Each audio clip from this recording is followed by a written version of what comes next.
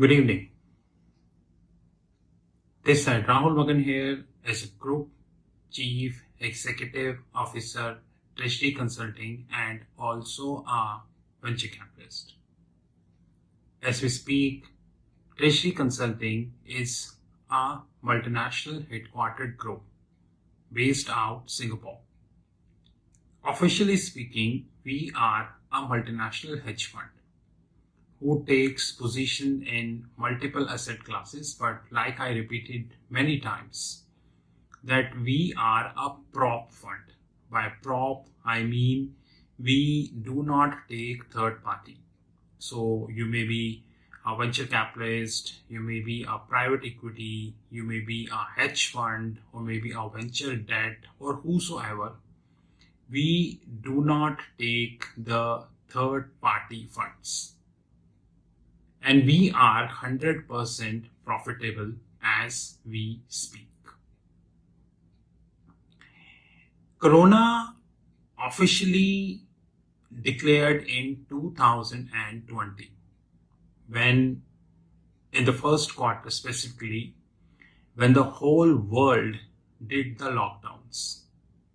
Whole world did the lockdowns, and that stalled the hospitality, aviation, and real estate industry. From 2020, when the corona erupted, I'm specifically focusing on the aviation sector. I remember in 2020, the global aviation debt was somewhere 330 billion US dollars.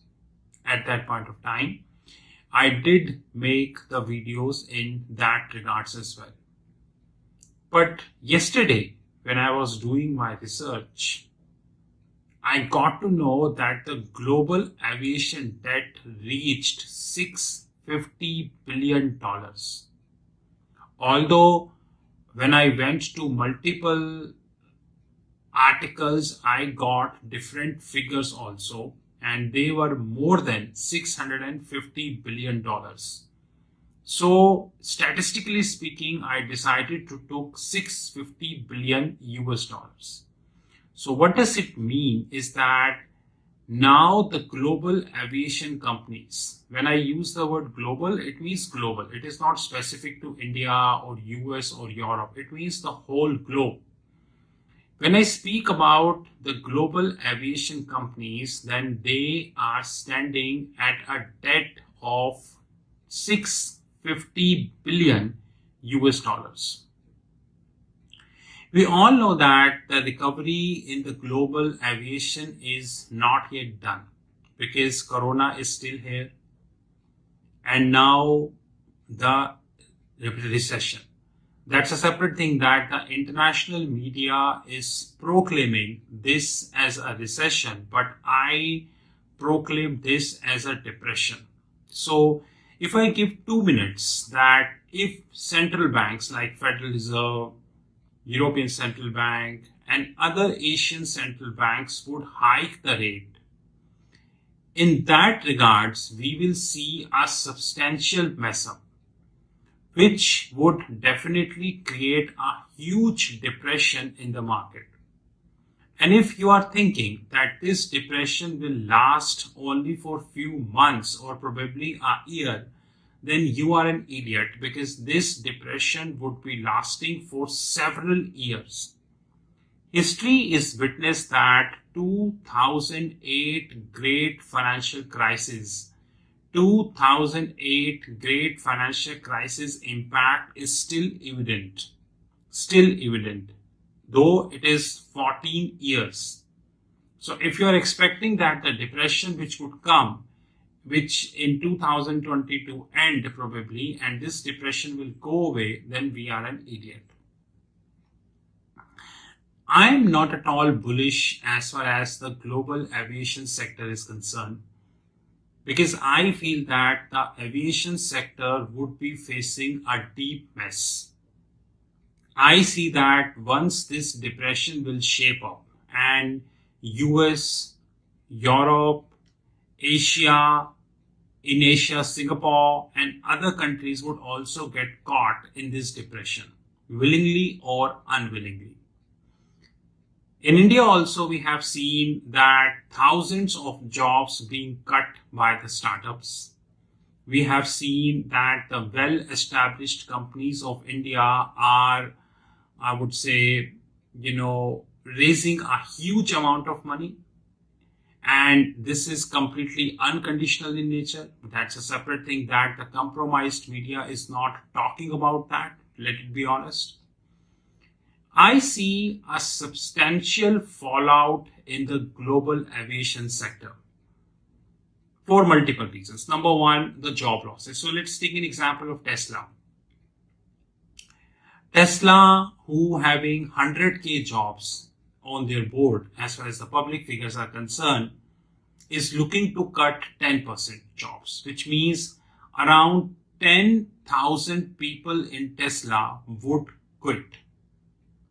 And Facebook and many other technological companies of US, and their names are in public domain, you can check, they freezed the hiring.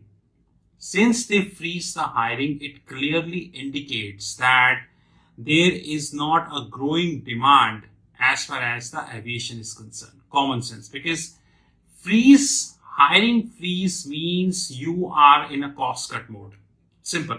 So if Tesla is cutting jobs, that too to the tune of 10%, it means that you are in a cost cutting mode. Very simple. Now, whatever is happening in US, Europe, Asia, Singapore, India, and many countries, this would substantially cut down the demand of the aviation sector. Because if of course, more job losses means less official trips, means less holidays, means less business travel, whether this is domestic or international, rest you all understand. Second is the petroleum prices. Petroleum prices are continuously rising worldwide. Now, as we speak, it is near about $120 per barrel. Russia is very close to Ukraine capital, Kyiv.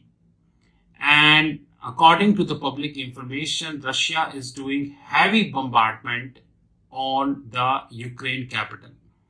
I am consistently keeping an eye on that information which is coming from Google. And I see any unfortunate news can happen at any given point of time, which means all of a sudden there would be a breaking news worldwide that Russian forces enter Ukraine capital. Although Ukraine is trying very hard not to make this happen, but Russia is also trying very hard. Russia is able to sell the oil, although cheaper, at $70 near about, but still they're able to sell the oil to their Asian and European partners, which means they are getting the money. It means they can finance the war, because they can't finance the war if there is no capital, but they are making money, so there is capital.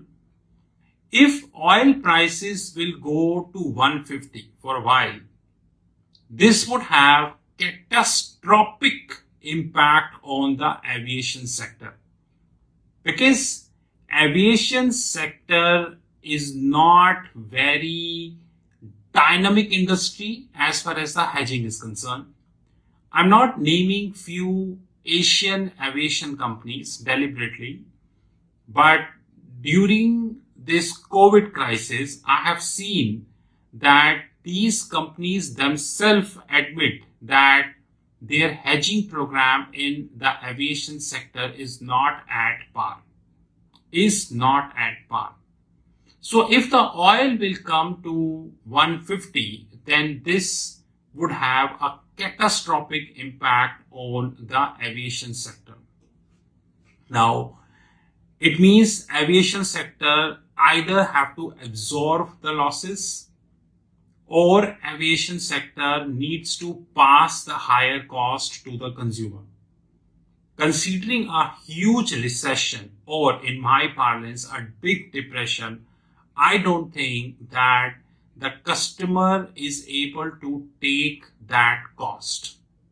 So this would definitely dent the prospects of aviation sector. Number two reason. Number three, and very important, is the finance cost.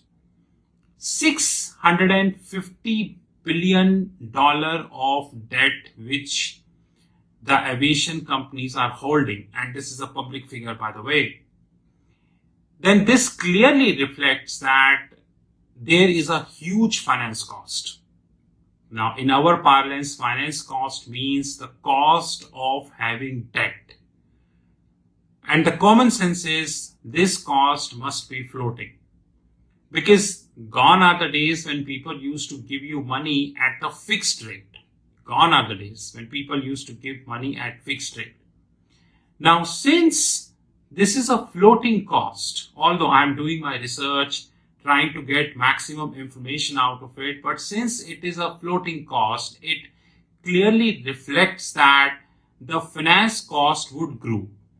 Common sense, because finance cost would grow because, if the central banks of the countries would hike the rate, this would automatically increase the fixed cost of these aviation companies. And if the fixed cost grew, then it effectively means that things would go beyond control of these aviation companies. Aviation leasing is another issue. Aviation employee salary is another issue. To conclude the whole story, I'm not bullish on the aviation sector. My personal recommendation to me, not to others, let me be very clear, to me, the personal recommendation which I give to myself is that me and my fund is not going to be investing in the aviation sector in next couple of years. If aviation sector would be able to resolve the debt, then we may think of investing.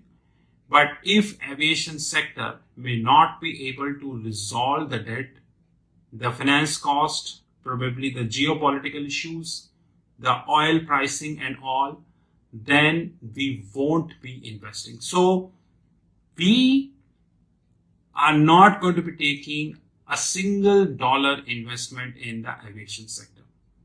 That's all. This is Rahul Magan from Treasury Consulting Group. You knew my personal number, 9899242978. I repeat, 9899